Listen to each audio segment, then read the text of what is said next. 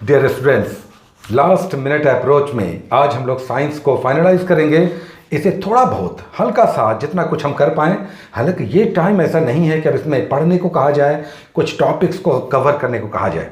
हम सिर्फ आपको इसमें कहेंगे कि बिल्कुल सतही तौर पे एक बार देख जाएं।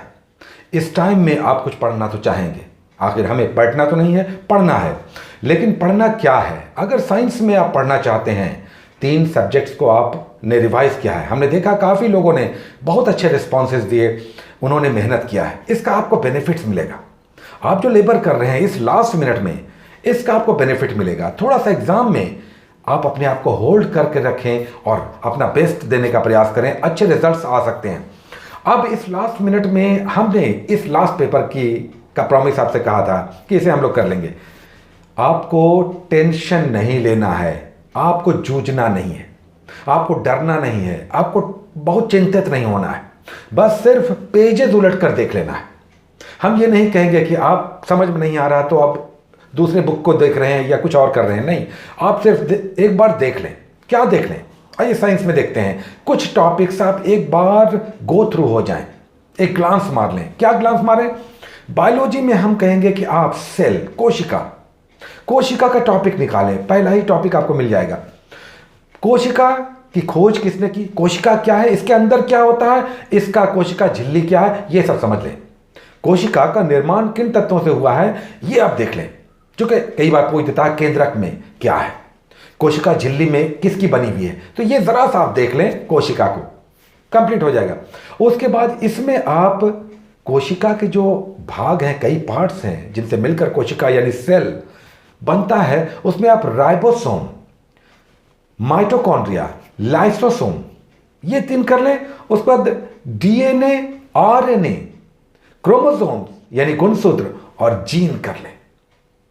समझ रहे हैं कैसे करना है? फिर से सुन लीजिए। कोशिका में आप कोशिका के अंदर कौन कौन से उसके भाग हैं, इसे पढ़ने के दौरान आप माइटोकॉन्ड्रिया, राइबोसोम, लाइसोसोम और कोशिका झिल्ली किसकी बनी हुई है, केंद्रक में क्या होता है, कोशिका के न्यूक्लियस में कौन से तत्व होते हैं, बस इतना आप जान लें।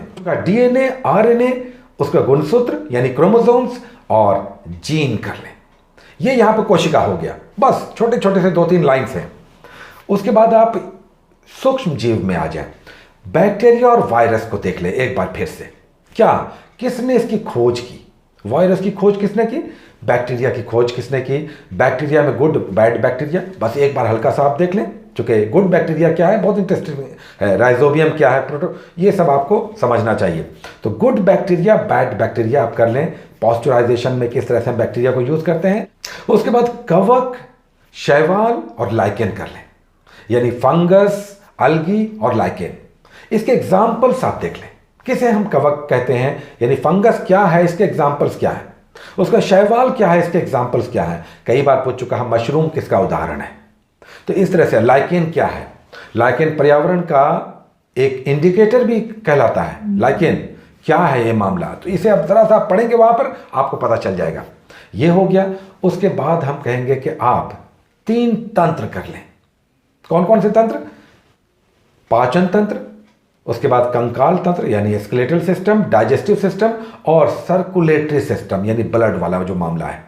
ब्लड ग्रुप आपको करना है।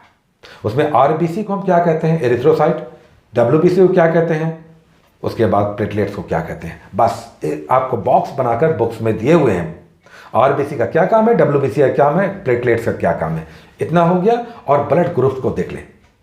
कौन सा ब्लड ग्रुप भारत में सर्वाधिक है, कौन सा ब्लड ग्रुप यूनिवर्सल डोनर है, एक्सेप्टर है, इसे आप ब्लड ग्रुप में स्केलेटल, आप सर्कुलेटरी सिस्टम करेंगे, ये हो जाएगा। उसके बाद हम कहेंगे कि आप इसमें बायोलॉजी में वेरी वेरी इंपॉर्टेंट, इसे आप जितना बार भी आप देखते हैं ये आपको हेल्प करेगा। ये है vitamins and vitamin deficient diseases. कौन सा, ए से लेकर के तक जो विटामिन है, इसके रासायनिक नाम, इसके डेफिशिएंसी से होने वाला रोग, बस बेरी रोग, स्कर्वी, तो ये क्या है ये आप समझने की कोशिश करें। उसके बाद उधर आप डिजीज करेंगे कि किस वायरस, बैक्टीरिया, फंगस, प्रोटोजोआ से कौन सा रोग होता है। पिछली बार भी अभी जो एग्जाम हुआ उसमें भी इन सब से प्रश्न थे। आएंगे ही। तो इतना आप बायोलॉजी से कर लें। चलिए आप केमिस्ट्री पे आते हैं। केमिस्ट्री में पहला टॉपिक पढ़ना नहीं है, डूबना नहीं है, जूझना नहीं है। केमिस्ट्री में आप पहला topic atomic structure, very important. सिर्फ इलेक्ट्रॉन, प्रोटॉन, न्यूट्रॉन को आप पढ़ लें। बॉक्स बनाकर दिया हुआ है बुक में, इलेक्ट्रॉन प्रोटॉन का तुलनात्मक बॉक्स दिया हुआ है, कॉम्पैरेटिव स्टडी, वहां पर आपको दिख जाएगा। इलेक्ट्रॉन का मास क्या है, चार्ज क्या है, इसका कैरेक्टरिस्टिक क्या है, कहां पे ये रहता है एटम में। उसके बाद प्रोटॉन, उसका चार्ज क्या है, मास क्या है, बहुत इंपॉर्टेंट है। चार्ज और मास को आप याद रखेंगे, एवोगाड्रो नंबर आपको ध्यान में रखना है, ये सब आ जाता है। और न्यूट्रॉन, ये आप एटॉमिक स्ट्रक्चर में कर लें, इधर आप छोड़ दें। उसके बाद केमिस्ट्री में आगे बढ़ने के बाद अम्ल, भस्म, क्षार, एसिड बेस सॉल्ट, जिसमें पीएच वैल्यू आप कर लें। पीएच वैल्यू में कौन सा, किसका कितना पीएच वैल्यू है, इमली में क्या होता है। उसके बाद इंडिकेटर्स के तौर पर लिटमस पेपर्स जो हैं वो क्या करते हैं, और सा इस तरह के इंडिकेटर्स में हल्दी इंडिकेटर है क्या, कि कौन एसिडिक है कौन बेसिक है, इसका हल्दी के चूर्ण से या हल्दी रगड़ने से आपको पता चल जाता है। एज एन इंडिकेटर हल्दी यूज होता है, यानी टर्मरिक। तो ये आप कर लें, एसिड बेस सॉल्ट, सतही तौर पे जाना है, डीप नहीं जाना है। और एक इंपॉर्टेंट टॉपिक केमिकल नेम, थायो, वर्मिलियन, ये क्या है, तो संगमरमर, ये क्या है, तो ये सब आप कर लें, केमिकल रासायनिक नाम। चाइनीज व्हाइट क्या है, ये आप कर लें। मिश्र धातु साथ में बहुत इंपॉर्टेंट है, कौन सा मिश्र धातु किन तत्वों से बना हुआ है, ये हमें अभी भी आपसे हम इंस्टेंटली अगर पूछ लेंगे तो आप सोच में पड़ जाएंगे। बताइए कि कांसा, ब्रास, कॉपर टिन या कॉपर जिंक। अब ये होता है नाइक्रोम, किससे बना हुआ है, तो ये आप समझ लें। ड्यूरेलिमिन किसका है, हवाई जहाज बनाने में, निर्माण में काम आता है। मैग्नीशियम, ये क्या है, तो सोल्डर किसका मिश्र धातु है। बहुत से लोग जानते होंगे डेफिनेटली, ये बहुत टफ नहीं है, लेकिन जिनको कंफ्यूजन होता है वो आप रिवाइज कर लें। केमिस्ट्री में एक और टॉपिक रह गया, वो है कार्बन एंड इट्स कंपाउंड, यानी कार्बन और उसके यौगिक। ये आप कर लें, इसमें हीरा है, ग्रेफाइट है, वेरी वेरी इंपॉर्टेंट। तो हीरा, ये देख लें, आइसोटोप, आइसोटोन, आइसोबार। उसके बाद समावयवता क्या है, आइसोमेरिज्म, ये आपको दिख जाएगा, ये आप कर लें। यहां पर आपका केमिस्ट्री ओवर। सतही तौर पे आपको जाना है, डेप्थ में डीप नहीं जाना है। और फिजिक्स में दो टॉपिक, सिर्फ दो टॉपिक, साउंड और लाइट, ये आप कर लें फिजिक्स में। लाइट में मतलब ये कि लेंस और दर्पण का प्रयोग कहां कहां पे कैसे है, कहां पर हम मोटर कार में कौन सा यूज होता है, लेंस या दर्पण। साइड मिरर में क्या यूज होता है, आंख में दृष्टि दोष हो जाता है तो क्या होता है। उसके बाद टोटल इंटरनल रिफ्लेक्शन, इसमें क्या हो जाता है, तो ये सब आप कर लें। और साउंड में बहुत इंपॉर्टेंट है, अब कई बार आ जाता है कि 20 से 20,000 हर्ट्ज के बीच जो हमारा ऑडिबल रेंज है, उससे कम और उससे ऊपर क्या है, प्रेशर बढ़ जाएगा तो साउंड की गति पर क्या हो जाएगा, ट्रांसवर्स है कि लॉन्गिट्यूडनल है। तो ये सब आप साउंड और लाइट कर लें फिजिक्स में, इट्स ओवर। साइंस में इतना काफी हो जाएगा। आपको इसमें सिर्फ सतही तौर पे देखना है, जहां पे आप फंसे आगे बढ़ जाइए, जहां पे आपको लगे कि ये अब इसमें समझ में नहीं आ रहा, आगे बढ़ जाना है। टाइम नहीं है कि हम इसमें ज्यादा टाइम दें। ऐसे मोमेंट पे पढ़ने के लिए कहना भी कभी कभी लगता है कि जुर्म है, क्योंकि अब टाइम नहीं है। आपको जल्द से जल्द लगता होगा कि ये एग्जाम अब कंप्लीट हो जाए।